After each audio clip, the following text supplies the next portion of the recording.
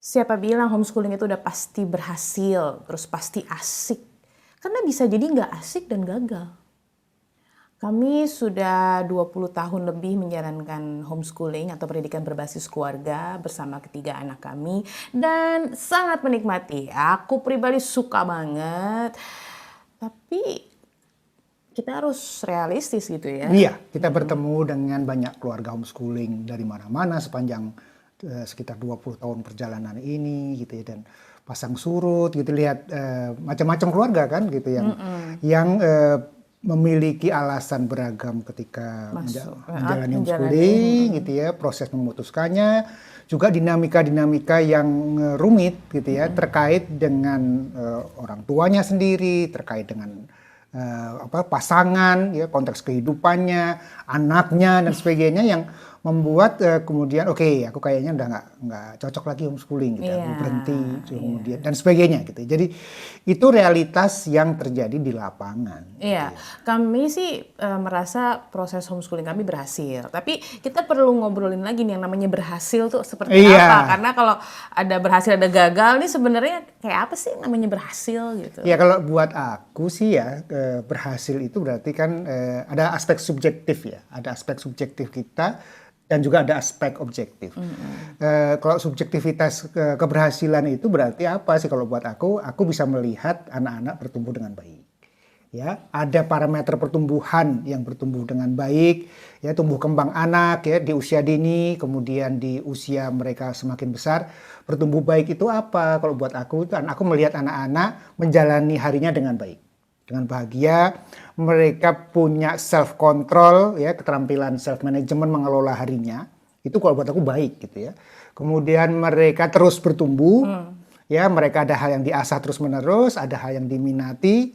Itu yang kemudian buat aku indikasi-indikasi penting gitu ya kalau bicara tentang keberhasilan proses homeschooling kita. Ya, kalau aku mungkin karena yang lebih keseharian teknis gitu ya, buat aku yang namanya berhasil tuh adalah ketika sebagian besar hari dilalui dengan baik. Gitu. Mulus gitu ya, nggak banyak drama. Nggak drama, terus sebenarnya yang namanya baik atau berhasil kalau di konteks aku mungkin selfish ya, tapi kayaknya gini soalnya, setiap kali aku berhasil mengelola hari dengan baik, itu baik gitu loh. Jadi bukan belajar apa di hari itu, Ya, jadi secara garis besar. Bukan aspek kontennya bukan, ya, tapi pengelolaannya. Betul, ya. Gitu. Itu yang kamu rasakan sebagai ya keberhasilan. Iya, dari sisi subjektif ya. Iya.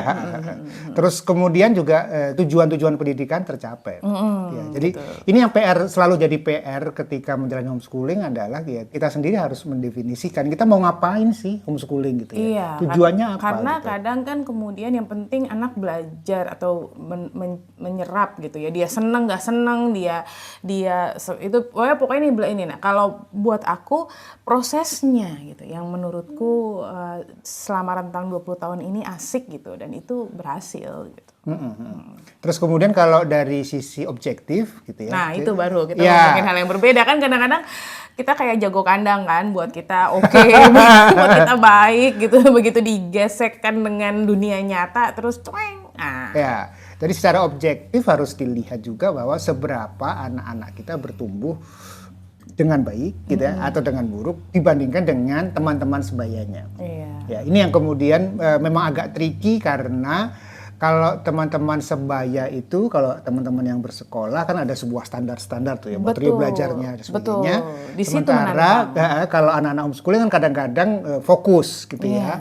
Oke, ada aspek yang ini tidak kuat, tapi aspek yang ini sangat kuat gitu ya. Itu yang kemudian menantang di dalam proses kita menjalani homeschooling. Jadi misalnya ketika dibandingkan, terus kemudian lebih dititik beratkan pada sisi pengetahuan gitu ya, tahu hal banyak hal. Banyak hal. Ya, dan di situ baru tuh kelihatan kalau anak kita nggak terlalu tahu banyak hal.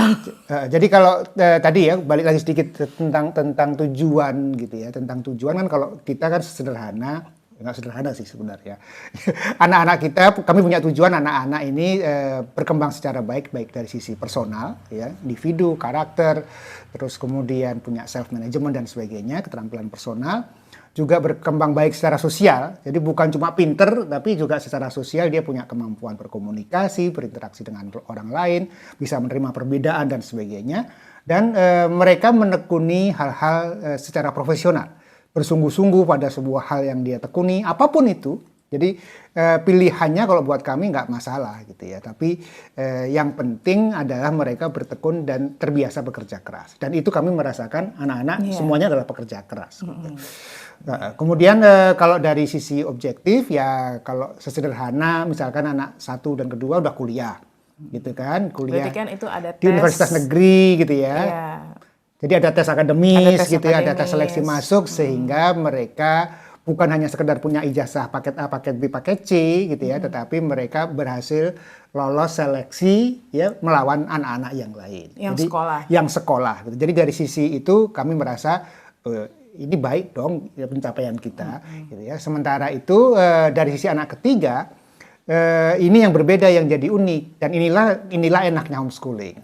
Ini sebuah untung kita homeschooling. Untung kita homeschooling. Itu yang kemudian terasa sekali anak ketiga ini tidak kuat secara akademis. Tidak tertarik, ya struggling gitu ya. Mungkin dia kuat kalau dia tertarik, tapi dia tidak tertarik. Iya gitu ya. Dan itu menjadi kesulitan, susah sekali. Akhirnya gitu ya. karena tidak tertarik jadi sulit. Gitu. Kemudian jadi susah, tapi kemudian dia menemukan sebuah cabang olahraga yang dia sukai, catur, yang kemudian dia geluti dengan serius, dan kemudian sampai di level provinsi, jadi atlet provinsi, sampai menjadi atlet catur junior di level nasional, dan sebagainya. Yang buat kami, yaitu adalah tanda-tanda bahwa ada hal yang diminati, kemudian dia tekuni, gitu ya, kemudian dia bekerja keras, dan dia punya kapasitas yang mumpuni di bidang yang dia tekuni itu. Jadi kalau bicara akademisnya kalah. Ya, lebih rendah dibandingkan anak sekolah secara umum, tetapi di bidang yang dia geluti itu dia bisa strive, dia bisa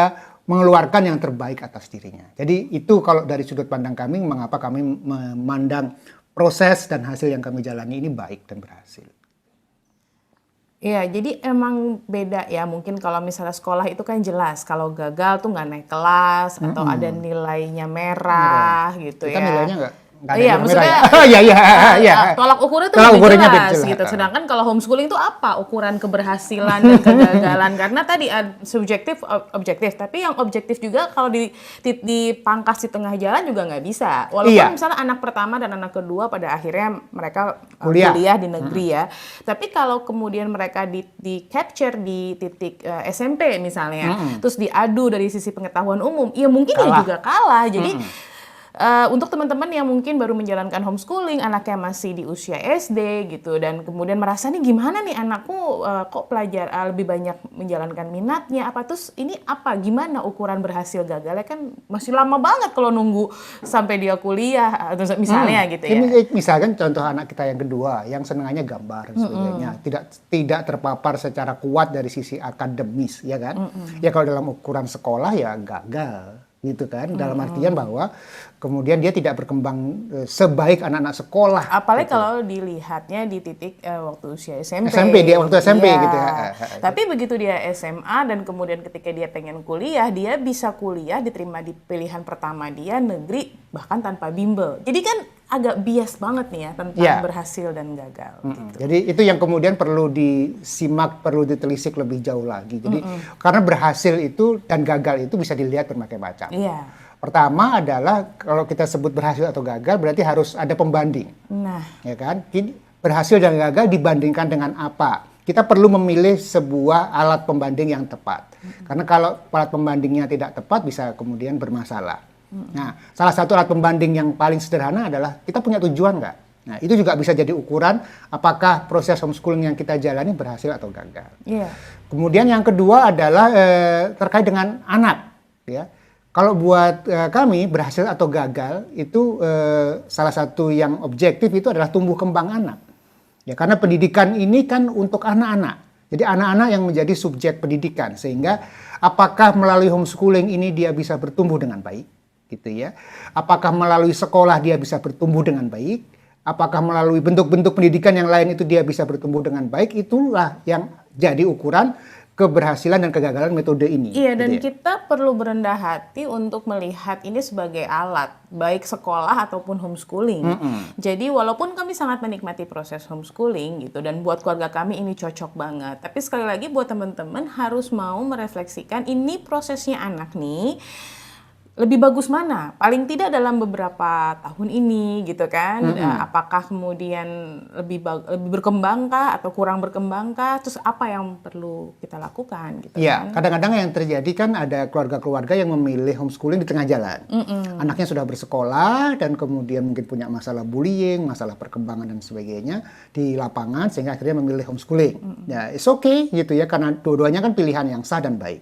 Tinggal kemudian dilihat apakah dengan homeschooling ini anak-anak menjadi lebih baik dibandingkan dirinya sebelumnya.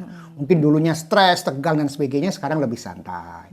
Sekarang lebih tenang, anak bisa lebih berani. Iya, tiba-tiba idenya bermunculan. Betul, gitu. Terus Itu dia kan jadi tanda-tanda semangat baik. belajar. Jadi, Walaupun bukan gitu akademis ya. juga ya, teman-teman. Ya. Walaupun mungkin sisi akademisnya belum berkembang, tapi itu perkembangan baik gitu. Hal semacam itu yang perlu ditelisik lebih jauh lagi. Iya, tumbuh kembang di sini sekali lagi lebih round ya, lebih teman-teman harus melihatnya dari beragam sudut pandang ya, tidak hanya dari satu sudut pandang Jadi aja. keberhasilan dan kegagalan tidak hanya dilihat dari sudut pandang akademis saja. Gitu. Itu kalau buat kami penting ketika menjalani homeschooling supaya nggak stres. Karena kalau betul-betul cuma lihat akademis saja, mending dikirimin sekolah aja gitu. Yang memang sangat fokus pada penguasaan konten.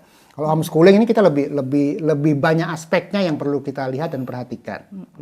Kemudian yang lain juga kalau buat aku adalah dari pelakunya. Jadi kalau kita bicara berhasil gagal ini aspek apanya nih? Aspek orang tuanya atau anaknya? Gitu. Karena kalau di dalam konteks sekolah yang dinilai betul-betul cuma anaknya, ya kan? Anaknya naik kelas nggak, bisa menguasai pelajaran nggak, gitu, bisa ngerjain ujian nggak dan sebagainya. Sementara kalau kita homeschooling ini nempel nih dua-duanya nih. Dan kita perlu Orang tua dan berhati-hati anak. lagi untuk kemudian melihat bahwa ternyata di dalam proses ini anaknya sih oke banget, tapi orang tuanya kita nggak punya cukup waktu, kita nggak sanggup untuk membersamai sebagaimana yang kita rencanakan gitu ya Mas Arya. Itu bisa jadi titik di mana kita akhirnya oke, ini sebenarnya bagus tapi kita nggak sanggup. Nah, kita nggak sanggup sehingga kemudian mungkin bisa dibantu oleh elemen lain karena anaknya cocok gitu. Atau kebalikannya, kitanya semangat banget ini gini tapi ternyata anaknya nggak ini. Nah, itu perlu. Iya, jadi pertama juga perlu dilihat ini keberhasilan kegagalan di faktor kita sebagai orang tua, kapasitas, manajemen keseharian dan sebagainya. Tapi juga bisa terjadi yang perlu kita lihat dari aspek anaknya, gitu ya. Apakah anaknya bisa bertumbuh baik atau tidak tadi kan? Oh, terus nanti begitu homeschooling malah jadi males, malah nggak ngapa-ngapain dan sebagainya. Itu kan berarti jadi isu kan gitu. Yang kemudian ini gimana gitu ya? Kalau diteruskan kan tidak baik buat anak, kan gitu. Walaupun buat teman-teman yang anaknya pernah sekolah dan kemudian memilih homeschooling gitu ya atau mencoba menjalankan homeschooling itu memang ada masa namanya deschooling. Masa transisi. Nanti kita akan bahas di video yang lain. Yang memang kelihatannya seperti gagal gitu. Tapi itu bukan, itu masa aja. Itu seperti mundur beberapa langkah, mundur 5 langkah untuk maju 100 langkah. Jadi kan gitu. kalau lagi di masa itu ya belum jangan di nilai keberhasilan kegagalannya secara strict gitu ya. Jadi itu yang kemudian secara umum dan anak-anak juga seberapa dia kompeten, berkapasitas dibandingkan dengan anak-anak yang lain. Itu ukuran-ukuran yang perlu kita lihat apakah homeschooling yang kita jalani secara proses maupun secara hasil berhasil atau tidak. Nah, dalam pengalaman kami selama berinteraksi dengan banyak keluarga gitu ya, di 20 tahunan proses ini, kami melihat ada pola ya. Pola yang kayaknya nih, kalau kita ketemu keluarga yang orang tua yang begini nih, ini kayaknya susah nih. Jadi, kami udah kayak begitu ketemu, ngobrol, terus susah gitu, sekolahin aja, kayaknya kasihan anaknya gitu ya. Iya, kasihan orang tuanya, kasihan anaknya. Iya, kasihan orang tuanya juga.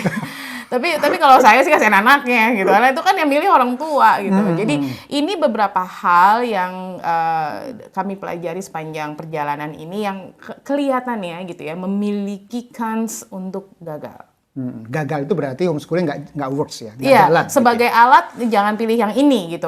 Silakan teman-teman pilih alat Cari yang yang lain. lain, apakah kemudian sekolah atau pesantren atau sekolah komunitas atau apapun. Tapi kalau homeschooling, aduh kayaknya agak susah deh. Kasihan gitu. Sama-sama kasihan anak, sama-sama kasihan orang tuanya, nanti buang-buang waktu gitu ya. Iya.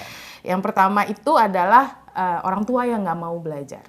Orang tua yang merasa capek, terus kemudian orang tua maunya titip. Orang tua yang kemudian memilih homeschooling tuh buta gitu dalam arti nggak ngerti ini tuh apa. Kayaknya seru nih, kayaknya asik nih gitu atau ya. kemudian lihat siapa, terus Punya pikiran-pikiran sendiri, punya homeschooling itu asumsi begini. iya gitu, tidak melakukan riset gitu ya. Ketika kami bilang belajar, itu tuh belajar tuh sekarang tuh luar biasa loh, teman-teman cari di YouTube, di Google, di mana tuh udah banyak banget gitu sumber-sumbernya gitu, sehingga harusnya kalau sekarang nih nyaris nggak ada alasan sih ya untuk nggak belajar gitu. Tapi belajar mengenal apa itu homeschooling itu betul-betul sangat penting, dan tahu ini nih makhluk apa, gimana mainnya, mindsetnya gimana gitu ya, penting banget. Jadi bayangkan gini, kita itu main olahraga bola, gitu kan. Ada voli, ada sepak bola. Nah, jangan berasumsi bahwa sepak bola dan voli ini cara mainnya sama, karena beda sekali. Walaupun sama-sama pakai bola. Walaupun sama-sama pakai bola. Sama-sama di lapangan. Walaupun sama-sama di lapangan, satunya pakai kaki, satunya pakai tangan. Kalau main pakai kaki, main sepak bola, terus tangannya pegang bola, handsball gitu, malah nggak boleh gitu ya. Itu yang kemudian hal-hal yang sederhana, yang kelihatannya sama-sama pakai bola, tetapi berbeda cara main. Ya, itu. Nah, orang tua yang kayak gini tuh kelihatan dari pertanyaan yang sederhana. Misalnya, saya udah bikin jadwal, saya udah beliin buku, ini kok anaknya nggak mau belajar ya, gitu. Atau kemudian, ini gimana sih, saya udah daftarin ke lembaga XYZ berlabel homeschooling, tapi kenapa saya masih harus turun tangan ya? Atau kemudian, ya hal-hal seperti itu udah kalau buat kami red flag langsung. Udah Kak, sekolahin aja. Atau kemudian kan informasi banyak sekali. Terus kemudian dia tanyanya basic sekali tanyanya. Tanyanya basic sekali, misalnya apa yang dipelajari anak-anak dalam homeschooling ya gitu. Anak saya harus belajar apa? Itu berarti nggak pernah baca, nggak pernah nonton video-video tentang homeschooling, ya nggak pernah baca buku tentang homeschooling, udah maunya nanya doang gitu. Itu susah itu homeschoolingnya. Atau pertanyaan misalnya bagaimana cara membuat anak saya mau ngerjain PR. Itu udah aneh banget karena di homeschooling tuh nggak ada PR. Nggak ada PR. Gitu. Anak saya nih masih nggak mau ngerjain PR. Pertanyaannya ini homeschooling apa yang pakai PR? Siapa yang ngasih PR? Kenapa bisa dia nggak mau? Emang siapa yang ngasih PR gitu? Mungkin ada gurunya, manggil guru, bisa aja. Tapi ketika itu jadi pertanyaan berarti nggak dapet spiritnya, nggak dapet mindset yang benar tentang homeschooling. Ya, jadi itu hal semacam itu yang kemudian berat ya. Jadi itu kemungkinan besar gagal homeschoolingnya. Jadi PR-nya kalau memang betul-betul mau homeschooling ya baca buku gitu ya. Kalau saya dulu baca bukunya salah satu ya yang lumayan berkesan itu adalah The First Years of Homeschooling Your Child. Ya, kalau aku Idiot Homeschooling. Jadi itu karena yang itu lebih gampang, banyak gambar, hurufnya gede-gede. Isinya ilustrasi. Ya, jadi PR-nya baca. Itu yang kemudian penting gitu. Kemudian block walking. Jadi di zaman kita. Istilahnya sama nggak block walking ya Allah. Yeah, nonton walking. YouTube, nonton podcast gitu ya. Apa? 20 tahun yang lalu gitu ya, di mana sumber daya belajar masih sangat terbatas. Buku mahal banget kan. Iya, kan harus impor dan nggak ada yang nulis buku homeschooling di Indonesia, belum ada kan, masih jarang sekali. Kita ke warnet. PR kami adalah belajar. Jadi PR kita semua adalah belajar. Dan yang kami lakukan adalah tadi ke warnet, kemudian cari informasi, blog walking, baca tulisan-tulisan para praktisi homeschooling macam-macam gitu ya. Sedapat mungkin, sebanyak mungkin baca gitu. Pokoknya baca berbulan-bulan, itu proses belajar membaca macam-macam. Sehingga dapat mindsetnya begini, sudut pandangnya begini, kalau praktek di keluarga A begini, keluarga B begini dan sebagainya. Kalau itu kita bisa adaptasi dengan cara begini dan sebagainya. Jadi itu sangat penting, sangat krusial di dalam proses awal homeschooling. Jadi itu yang penting ya. Kami juga bikin kelas di Rumah Inspirasi, tetapi sekali lagi itu bukan poinnya. poinnya adalah Anda gitu ya, penting sekali belajar tentang homeschooling dari manapun. Yang kedua itu pengambilan keputusan yang buruk. Iya. Maksa. Jadi saya yang mau, terus kemudian orang lain maksa. Ini terutama buat bapak-bapak ya. Bapak-bapak yang suka dengan konsep homeschooling, terus kayaknya asik nih homeschooling. Terus kemudian dia pengen menjalankan itu dan dia maksa istrinya untuk menjalankan homeschooling. Itu udah susah. Apalagi ketika ada resistensi dari istrinya ya. Iya, apalagi kalau kemudian gini, "Lah, tolong dong bilang sama istriku, bujuk dia supaya mau homeschooling." Aduh, udah gak akan pernah mau aku membujuk siapapun buat homeschooling, apalagi istri-istri yang terpaksa menjalankan homeschooling karena keinginan suami. Jangan mau ya, Bu. Karena susah. Ya, juga kasus-kasus yang lain sebaliknya gitu ya. Istrinya homeschooling gitu ya, nggak mau tahu pokoknya harus homeschooling. Terus kemudian itu jadi berat sekali. Bisa berhasil. Tapi itu lebih berat. Bisa. Lebih banyak temanku yang kemudian dia punya bayangan, dia ini dan kemudian dia emang agak sedikit maksa gitu ya. Itu bisa. Lebih bisa. Karena yang menjalani sehari-hari adalah ibu. Iya. Sehingga kemudian bisa lebih itu lebih bisa tapi lebih berat. Ya. Jadi idealnya adalah ngobrol bersama dengan pasangan. Jadi proses belajar ketika tentang homeschoolingnya sendiri itu harus didiskusikan, saling update, saling ngobrol, bercerita, saling mendengarkan concern dari pasangan. Ya, itu yang kemudian menjadi PR kalau memang tertarik sama homeschooling. Nah, kegagalan yang sering terjadi juga adalah ketika anak-anak sudah besar. Iya, terus orang tuanya berasumsi gitu ya, karena anaknya mungkin dilihat satu dan lain hal, atau mungkin orang tuanya ketakutan misalnya dengan pergaulan dan merasa kayak kok pergaulannya ini, padahal mungkin anaknya tidak merasa punya problem, tapi orang tuanya merasa parno gitu dengan pergaulan anak zaman sekarang misalnya, terus kemudian udah homeschoolingin aja sementara anaknya nggak mau. Nah itu sih kemungkinan besar gagal. Sulit sekali gitu ya. Kenapa? Ya karena ini anaknya punya mau dan sebagainya, dan pendidikan ini adalah tentang anak gitu. Waktu awalnya sih masih nurut-nurut, tapi bisa makin lama makin menolak, melakukan pemberontakan dengan diam, dengan melakukan hal yang sebaliknya dan yang lain-lain. Jadi ini tantangan ya. Jadi proses pengambilan keputusan homeschooling kalau mau berhasil harus semulus mungkin.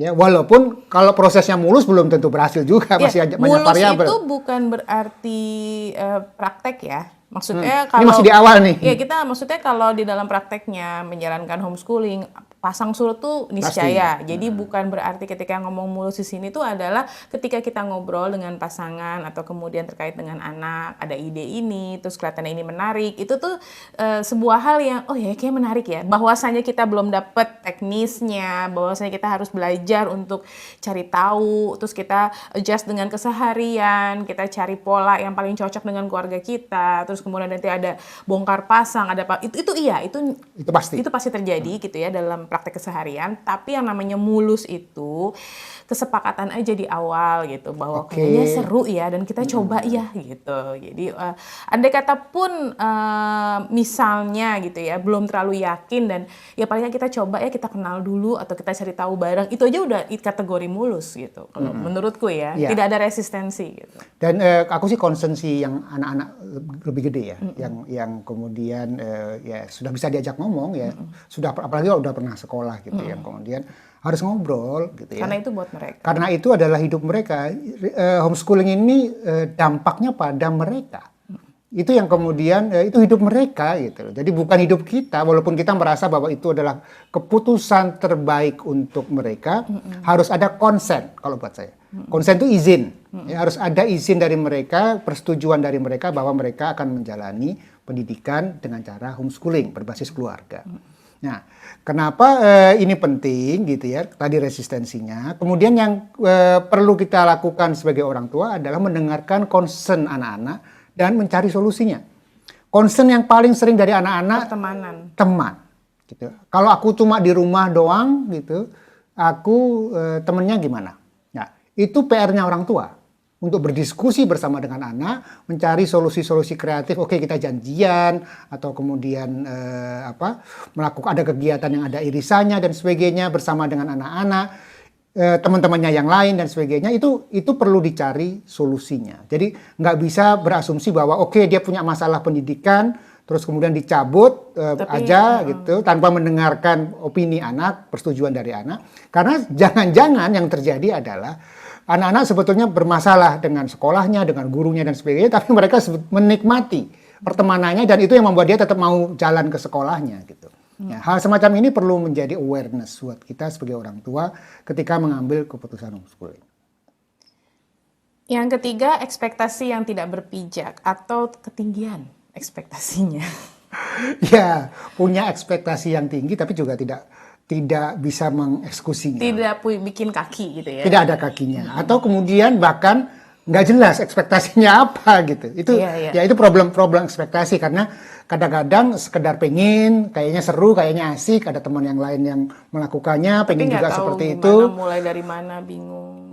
Tidak punya tujuan, padahal tujuan itu penting untuk dikenali, penting untuk ditetapkan supaya jadi direction. Tujuan yang personal ya, yang memang personal kita. Kadang-kadang tanpa sadar kita punya tujuan yang kata orang banyak atau itu penting. Ya, atau bagus, kayak semua kesana nih arahnya. Begitu gitu. Ada yang mempertanyakan, kayaknya nggak gitu deh, ada tujuan yang lain, terus kita goyah, gitu.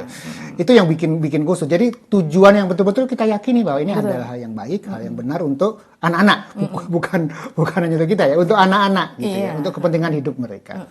Kemudian prinsip-prinsip apa sih yang penting buat kita dalam pendidikan, dalam anak-anak gitu. Itu akan menjaga kita karena ini kita masih ada di era berlimpah, abundance informasi yang banyak sekali, aneka jenis metode, aneka jenis ide kegiatan anak dan sebagainya yang bisa dilakukan. Kalau kita nggak punya dan bagus gitu ya, dan kalau kita nggak punya prinsip, kita nggak punya direction, maka itu dia. Ini pengen itu pengen. Kayaknya ini bagus gitu ya. Wah, kenapa ini bagus? Oh, ini bagus juga nih, mau ikut ini juga dan sebagainya. Kita akan pengen ini itu dan sebagainya gitu ya. Aku ingin begitu gitu ya. Ya, seperti kata Doraemon. Ya itu tantangan orang tua di lapangan dan benar itu bisa menjadi problem yang membuat kita gagal menjalani homeschooling. Ya, karena sekali lagi nggak jelas kita. Ya, kita mau ngapain, kita bingung. Gitu ya. Atau kemudian kita punya harapan tapi kita nggak punya kaki gitu. Bagaimana cara mengeksekusinya? Kita ingin anak kita jadi ilmuwan, saintis di bidang dokter dan peneliti dan sebagainya, tapi kita sendiri nggak tahu. Kita sendiri bukan ada di area itu, tidak kenal areanya, kita tidak bisa membimbing anak kita untuk tertarik percobaan, tertarik kemudian dengan dunia biologi, sains dan sebagainya, ya susah. Iya, gitu. Atau pernah kami ketemu dengan keluarga yang pengen anaknya menjadi penghafal Al-Quran. Padahal keluarganya sendiri tidak terlalu punya background di titik itu. Ya, jadi dia berharap, oke, anakku aku cabut dari sekolah, di rumah, karena ingin menghafal Al-Quran. Biar fokus dan sebagainya. Tapi yang terjadi apa? Karena cuma harapan, tidak budayanya juga budaya di rumahnya tidak dimiliki, tidak bisa mendampingi, tidak ada pembimbing, mentor dari luar yang membimbing anak-anak. Akhirnya malah turun kualitasnya, sehingga akhirnya ya udah balik lagi ke sekolah gitu. Itu yang kemudian terjadi. Jadi sekali lagi nggak boleh cuma harapan saja, tapi juga harus ada kemampuan untuk mengeksekusinya. Gitu ada juga keluarga yang dia pengen jadi travel schooling, ya bagus, travel schooler gitu. Jadi kayak menarik nih karena seru, keren. Udah mulai lihat-lihat sering banyak homeschooler yang belajarnya dari sambil perjalanan dan itu memang seru banget. Kami pun juga kepengen gitu ya. Tapi kemudian ini jadi berantakan proses homeschoolingnya karena kan belajar dalam kondisi stabil aja itu tidak mudah, apalagi kalau baru. Nah ini ketika kemudian di jalan gitu dan kemudian harus ini chaos gitu. Ya, karena juga ketika memilih traveling sebagai proses ya sebagai alat belajar harus mengintegrasikan juga materi dan proses belajarnya. Nggak bisa terus kemudian udah sekolahan yang sama tapi dijalani dengan traveling, itu pasti susah. Nah iya, karena keluarga ini terus kemudian masih anaknya kayak ngajain PR dari mereka ikutan kayak les online gitu ya untuk akademisnya dan kusut gitu. Padahal sebenarnya itu kalau kalau kalau saya punya kelapangan finansial untuk kemudian melakukan travel schooling gitu, ya udah yang lain taruh dulu. Ini yang dihadapi di sepanjang perjalanan Iya. ini kurikulumnya Jadi gitu. ketemu orang lain, bikin itinerary, pesan hotel, pesan apa kendaraan dan sebagainya. Terus kemudian bikin jurnal, Iya. vlogging gitu ya, terus Iya. yang fotografi dan sebagainya. Hal semacam itu Ya yang memang kemudian jadi berhubungan dengan kesempatan. perjalanannya. Waktu saya tanya, loh kan ini udah lagi di jalan, kenapa harus tetap pegang si buku-buku itu? Dan anaknya jadi tidak menjejak pada titik di mana mereka sedang melakukan perjalanan gitu. Terus jawabannya, iya soalnya nggak mau ketinggalan gitu. Bisa dari sisi akademis Iya, ya gitu. iya. Karena nanti dia pengen ini dan ini nggak mau. Oke, jadi sebenarnya pengennya apa? Jadi travelingnya yang Buat apa? iya. Iya, itu yang kemudian tidak sinkron. Hal yang semacam itu yang perlu jadi perhatian. Atau kemudian kita ingin anak-anak kita jadi atlet yang profesional gitu ya. Pada saat bersamaan gitu ya, mungkin anaknya sebetulnya biasa-biasa aja, aku nggak terlalu tertarik gitu ya. Baru dijalani sebentar terus kemudian dia nggak mau. Maksudnya homeschoolingnya itu karena memang mau jadi atlet ya, gitu. Bukan kemudian anaknya sudah itu kemudian oh dia kayaknya bakal bisa jadi atlet. Itu tuh juga sebuah hal yang pasang surut dalam proses penjalanan homeschooling. Tapi kalau kita memilih jalur homeschooling gitu ya karena tadi gitu, karena memang mungkin masuk akal supaya lebih fleksibel waktunya. Tapi begitu ditarik dari sekolah dan kemudian ternyata bukan itu kan susah juga Ya. gitu. Jadi itu perlu didiskusikan betul-betul bersama dengan anak-anak. Iya.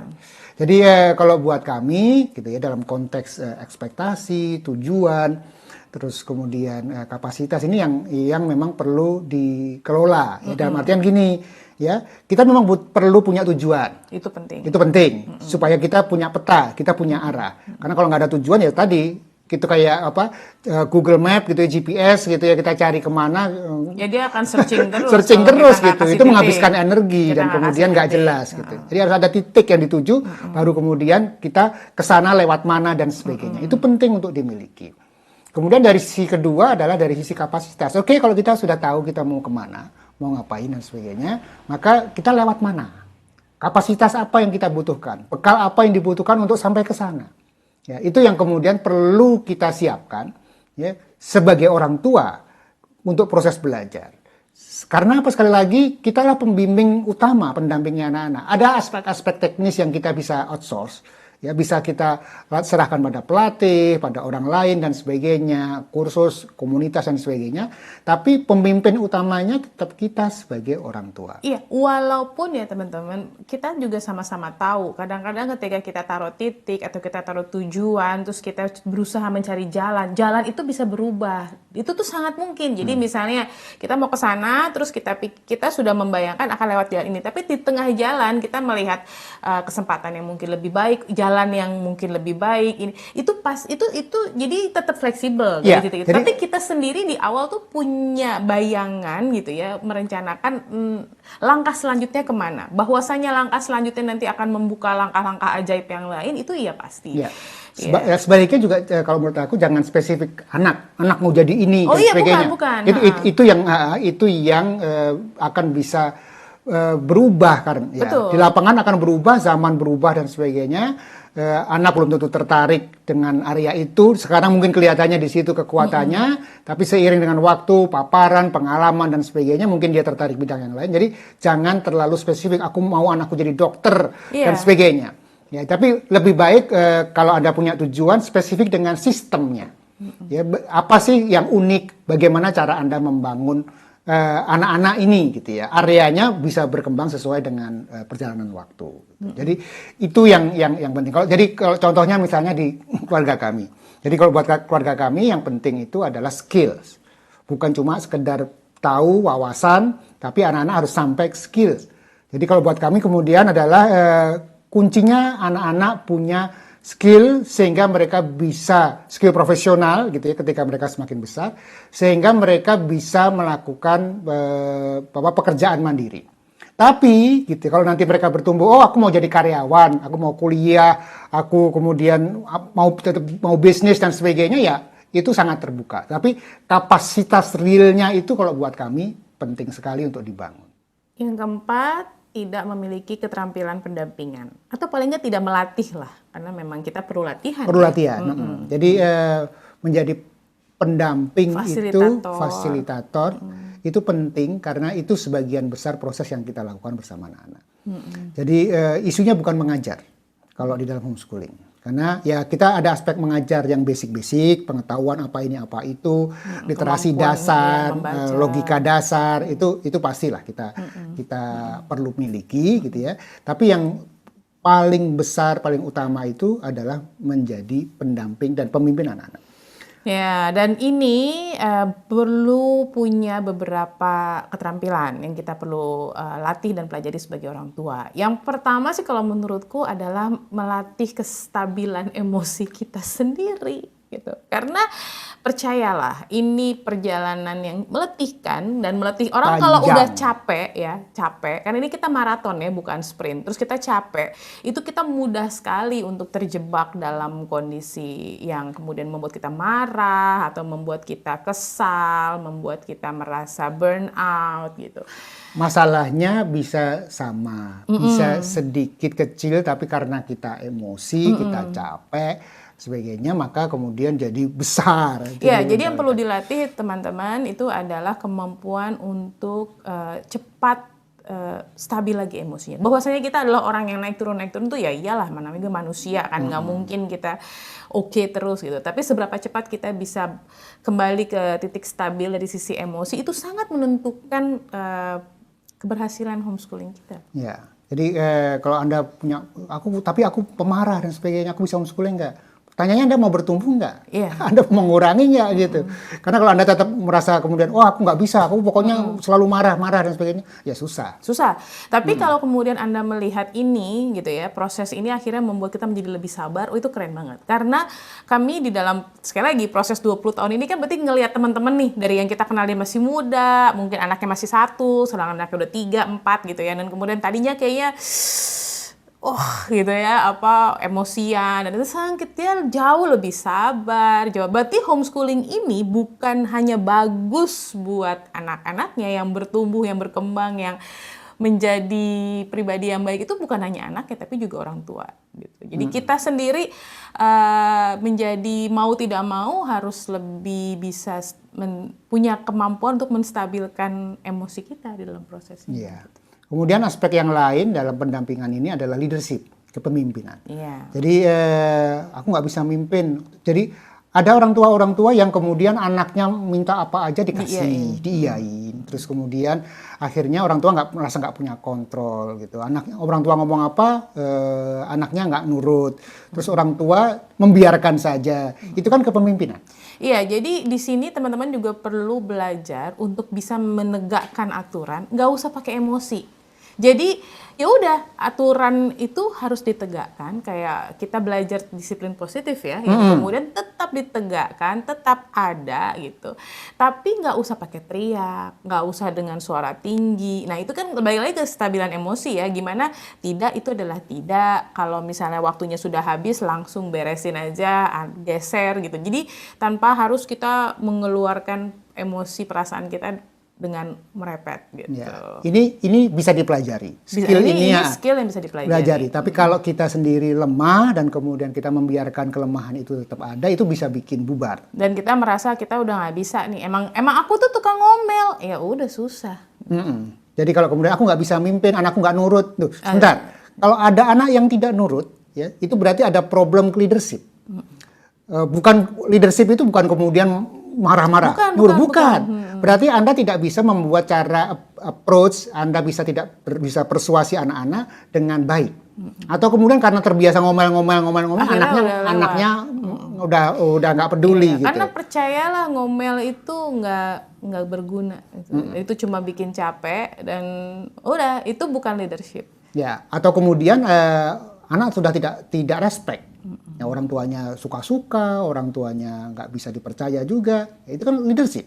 Jadi Anda tahu bahwa kemudian kalau Anda sedang di depan memimpin, itu apa yang harus dilakukan. Oke, membimbing anak menuju ke arahnya, membangun kebiasaan baik. Kalau Anda sedang di tengah, memberikan anak kesempatan berlatih dengan dirinya dan sebagainya, Anda tahu bagaimana memotivasi, mendukung anak-anak, menemani mereka ketika jatuh dan sebagainya. Kalau Anda pas di belakang, Anda tahu juga Untuk diam. untuk diam, Nggak tidak komen. komentar.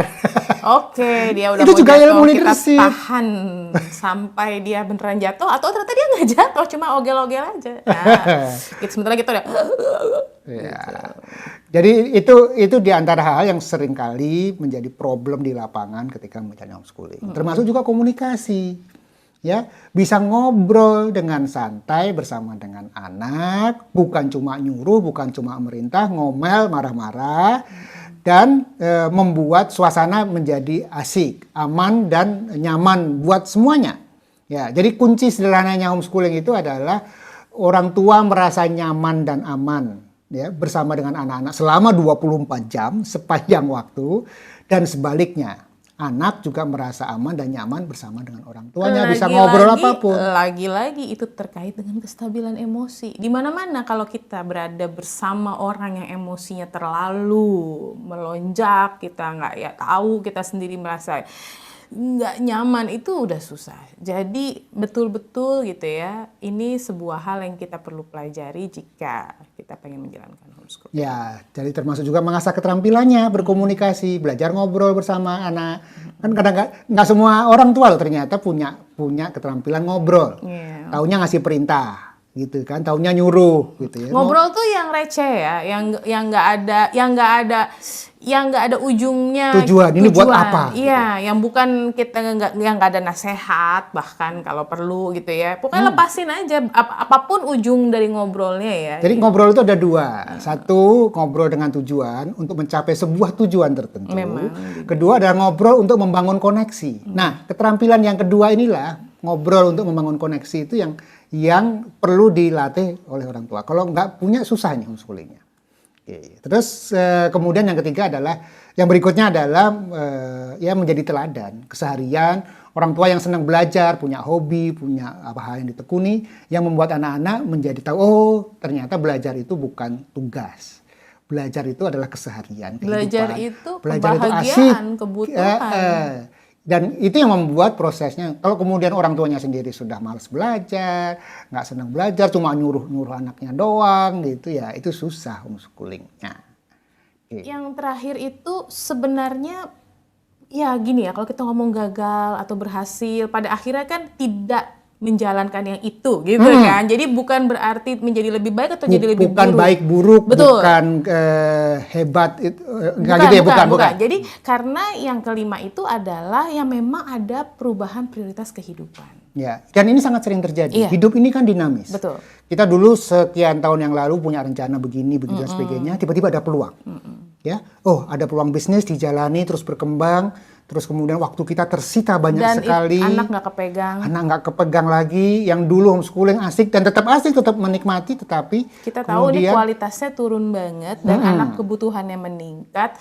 Dan memang ini udah nggak pas gitu. Jadi di era ini.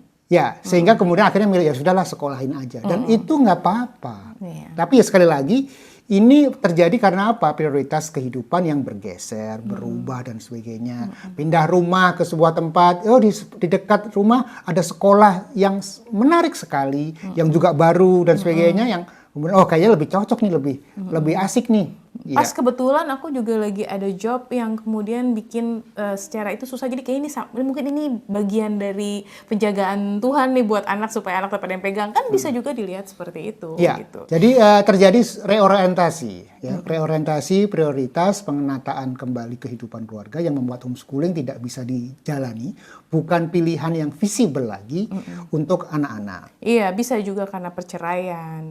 Ada juga kami bertemu keluarga homeschooling yang kemudian salah satu orang tua meninggal, sehingga berat kalau kemudian dijalani sendirian. Jadi butuh bantuan kan, bantuan itu sekolah. Dan itu tidak apa-apa gitu. Sekali lagi, sekolah ataupun homeschooling itu sama-sama alat. Dan kita perlu untuk terus merefleksikan gitu ya. Ini alat ini cocok atau enggak. Dan tiap anak punya alat yang beda-beda juga ya Mas. Bisa Arya. jadi. Bisa jadi kita Iya. punya 3 anak atau 4 anak, yang 2 sekolah, yang 2 homeschooling, karena memang mereka ada di kondisi yang ini nih. Jadi pas anak pertama kedua sangat memungkinkan kita sedang ini, begitu anak ketiga keempat udah susah. Mungkin orang tuanya udah posisinya sulit atau bagaimana, atau ada tadi kita pindah rumah, kita pergi ke negara lain, banyak hal yang membuat apa-apa yang kita rencanakan semula tidak terjadi. Jadi yang penting memang ketika memang tertarik homeschooling itu mempersiapkan diri. Itu hal poin paling basic ya yang perlu dilakukan oleh orang tua. Ya. Fisik dan mental. Iya. Karena kita mau maraton. Iya.